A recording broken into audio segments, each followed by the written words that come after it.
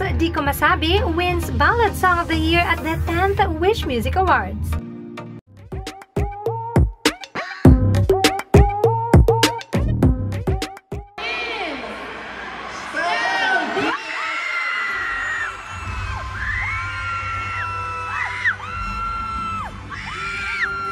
To be honest, hindi pa rin ako mapaniwala na kapag-release pa ako ng song. But with this, isa po itong patunay na marami po talaga nagtitiwala sa akin. Kaya maraming salamat po.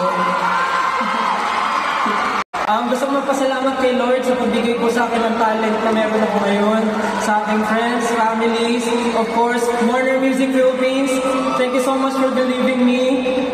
Sa group ko, SB19, 1Z Entertainment, thank you so much. Sa Info and to all my beloved berries, thank you so much for believing me. Thank you so much for supporting me. Hindi ko man po mapapangako na kaya ko pong gampanan ng mga bagay na naiisip niyo pa sa akin, pero isa lang po mapapangako ko. Patuloy ko pong aalagaan yung boses ko para marinig niyo po ako hanggang gusto niyo po. Maraming salamat. Thank you so much,